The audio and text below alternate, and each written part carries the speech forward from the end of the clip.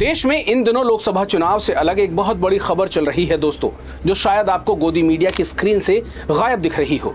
देश के बड़े बड़े चैनल वो खबर आपको नहीं दिखा रहे हैं, लेकिन हम आपको इस खबर की तमाम तह तक पहुंचाने की कोशिश करेंगे। लेकिन उससे पहले आपसे एक गुजारिश है कि अगर आप हमारे चैनल को सब्सक्राइब नहीं किया है तो कर लीजिए, नए आए हैं तो भी उसको सब्सक्राइब कर लीजिए। अगर वीडियो पसंद आए तो इस वीडियो को शेयर जरूर कीजिएगा। नमस्कार, आदाब दोस्तों, मेरा नाम शाकिर सैफी है और आप देखना शुरू कर चुके हैं सैफी का शो। कोरोना वायरस का भयानक दौर तो आपको याद ही होगा, जब लोग अपनी जिंदगी बचाने के लिए दर दर भटक रहे थे और सरकार कोरोना वायरस से बचाव के लिए आपको जबरन वैक्सीन ठूंस रही थी। जबरन मैं क्यों कह रहा हूं, आगे आपको पता चल जाएगा। हर कोई कोरोना से बचने के लिए उस वैक्सीन को लगवाने की जद्दोजहद में जुटा था। जिन्हें वैक्सीन नहीं लगी थी वो डर रहे थे कि कहीं कोरोना वायरस हमें खा ना जाए। लेकिन हाल ही में कोरोना वैक्सीन को लेकर एक भयानक खबर सामने आई कि जिसने एस्ट्राजेनेका की कोविशील्ड वैक्सीन लगवाई है उसकी जान को खतरा हो सकता है। इस वैक्सीन के लगवाने से खून के थक्के जम सकते हैं, ब्रेन हैमरेज हो सकता है, हार्ट अटैक हो सकता है। अब जिन्होंने कोविशील्ड लगवाई उनमें खलबली मच गई। हालांकि एक और दूसरी वैक्सीन जिसका नाम कोवैक्सीन था, उसे लगवाने वालों ने राहत की सांस ली कि चलो हम तो बच गए, और कोविशील्ड लगवाने वालों पर मीम्स की सोशल मीडिया पर बाढ़ आ गई। लेकिन कोवैक्सीन लगवाने वालों, सुनो, आपको भी ज्यादा खुश होने की जरूरत नहीं है, क्योंकि कोवैक्सीन के साइड इफेक्ट्स को लेकर भी खबरों की पुष्टि हो चुकी है। जी हाँ, यह खबर बिल्कुल सच है। यह दावा देश की बड़ी यूनिवर्सिटी के एक रिसर्च में किया गया है। इस वीडियो को पूरा देखिएगा, आगे आपको सब कुछ पता चल जाएगा। अब क्या मोदी और उनकी सरकार ने पूरे देश को मौत का टीका परोसा है? ये वो सवाल है जो इन दिनों सबके दिमाग में कौंध रहा है। कोई नहीं जानता कि आम आदमी के शरीर के भीतर इस वक्त क्या हलचल मची है, लेकिन इतना तय है कि वैक्सीन लगवाने वाला हर शख्स बदला हुआ सा है, बदरंग सा है। इस मौत के टीके की कहानी अब और साफ हो चुकी है। मोदी सरकार ने जब जबरन पूरे देश को कोरोना वैक्सीन के नाम पर यह टीका परोसा, ठीक उसी वक्त बंद कमरे में इस मौत के टीके को बनाने वाली कंपनी से भाजपा इलेक्टोरल बॉन्ड के जरिए उगाही कर रही थी। आपको याद होगा, बिना टीकों के मोदी सरकार ने आपको ट्रेन, बस, पब, मॉल, बाजार, स्कूल, दफ्तर कहीं भी जाने आने पर प्रतिबंधित कर दिया था। लेकिन आज जब एक के बाद एक कोरोना वैक्सीन के टीकों के भयावह साइड इफेक्ट्स सामने आ रहे हैं, तब सिवाय अफसोस के कुछ हाथ नहीं आता है कि भारत का गैर जिम्मेदार प्रधानमंत्री जनता को महामारी में धकेलकर तमाशबीन बना रहा। पिछले दिनों भारत में ऐसी खबरों की बाढ़ सी आ गई, जब हंसते खेलते नाचते गाते लोग अचानक से दम तोड़ने लगे। बड़े तो बड़े, छोटे बच्चों की भी हार्ट अटैक से मौत की खबरें आने लगी। हालांकि मेडिकल बरादरी में जरूर खुसफुसाहट थी कि अचानक दम तोड़ते लोग और कुछ नहीं, वैक्सीन के साइड इफेक्ट्स की केस स्टडी है। लेकिन जैसा कि तीसरी दुनिया के मुल्कों का हाल है, भारत में भी संकट पर सरकार की तरफ से पर्दा डाल दिया गया। यह खुसफुसाहट घरों के भीतर तक ही कैद होकर रह गई। सरकार से नागरिकों के खौफजदा होने का इससे बड़ा क्या सबूत पेश किया जाए कि लोग जब असामान्य मौतों पर भी सार्वजनिक चर्चा से बचने लगे हैं। जिस वक्त भारत कोरोना महामारी को लेकर गफलत में था कि आखिर ये मर्ज कैसा है, उस वक्त भारत जैसे देश में इस मर्ज को तमाशे में तब्दील करने के लिए पूरी सरकारी मशीनरी और खुद प्रधानमंत्री मोदी ताली थाली बजाकर लोगों की सामान्य वैज्ञानिक चेतना को भी चूस गए।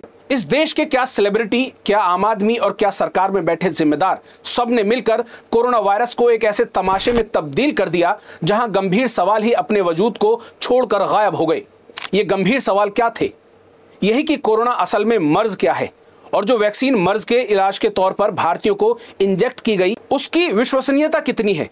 अब जबकि अदालतों में और बीएचयू की रिसर्च में यह बात साफ हो चुकी है कि कोविड से निपटने के लिए लगाई गई वैक्सीन के भयंकर दुष्परिणाम सामने आ रहे हैं, तब भी सरकार की तरफ से ऐसी कोई भी बात सामने नहीं आती जो 140 करोड़ भारतीयों के प्रति वास्तविक जिम्मेदारी का एहसास करवाती हो।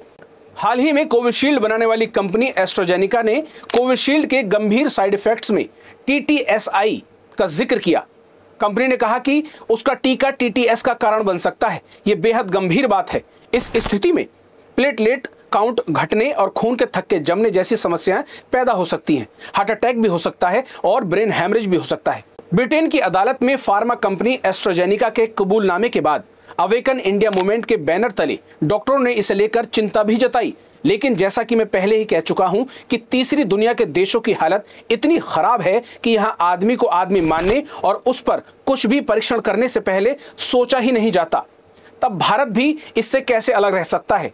डॉक्टरों ने कहा कि हम चाहते हैं कि सरकार कोविड-19 टीकों के व्यवसायीकरण का ऑडिट करे और साथ ही एक सक्रिय निगरानी तंत्र लागू करे, ताकि यह सुनिश्चित किया जा सके कि टीके की प्रतिकूल घटनाओं की जल्द से जल्द पहचान की जा सके। यह मामला कितना संगीन और मानव इतिहास में कितना बड़ा आपराधिक मामला है, भारत सरकार को इसकी जानकारी मई 2021 से थी, जब 33 साल की फ्रंटलाइन वर्कर स्नेहल लुनावत की कोविशील्ड लगने के बाद मौत हो गई थी।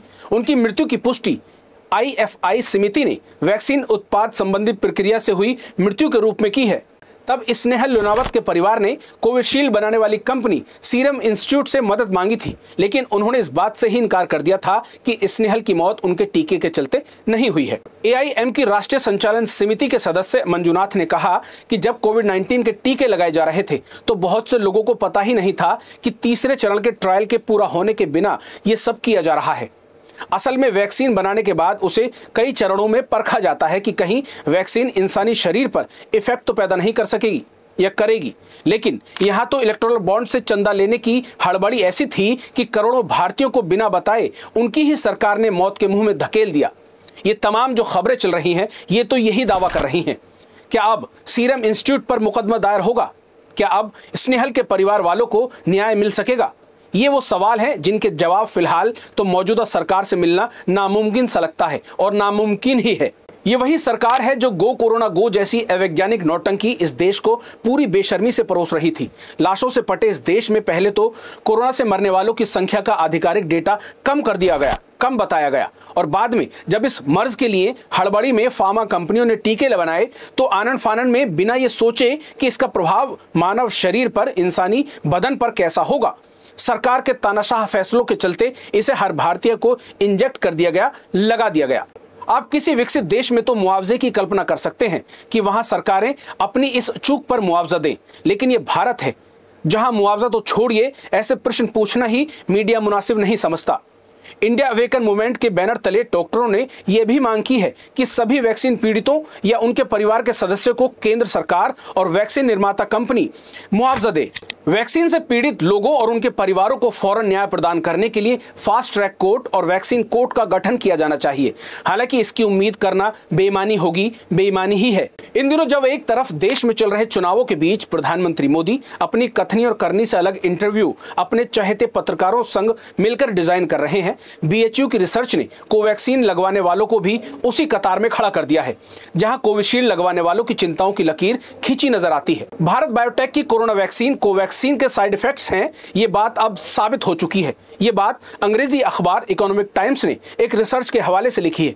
रिसर्च के मुताबिक बनारस हिंदू यूनिवर्सिटी यानी BHU में हुई स्टडी में हिस्सा लेने वाले लगभग 1/3 लोगों में कोवैक्सीन के साइड इफेक्ट्स देखे गए हैं।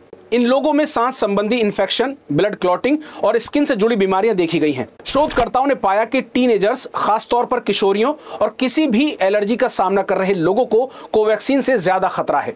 हालांकि कुछ दिन पहले कोवैक्सीन बनाने वाली कंपनी भारत बायोटेक ने यह भी दावा किया था कि उनकी बनाई हुई वैक्सीन सुरक्षित है। अब आप खुद तय कीजिए कि झूठ के बाजार में ऐसे दावों का भी क्या ही किया जाए जो मुनाफे के लिए आपकी सांसें उखाड़ने को तैयार बैठे हैं। हम तो इसे एक और गंभीर चिंता वाली खबर मानकर अपनी जिम्मेदारी का निर्वहन कर गए, लेकिन भारत सरकार इस मामले में कब तक बेशर्मी को ओढ़कर चलती है, ये देखना दिलचस्प होगा।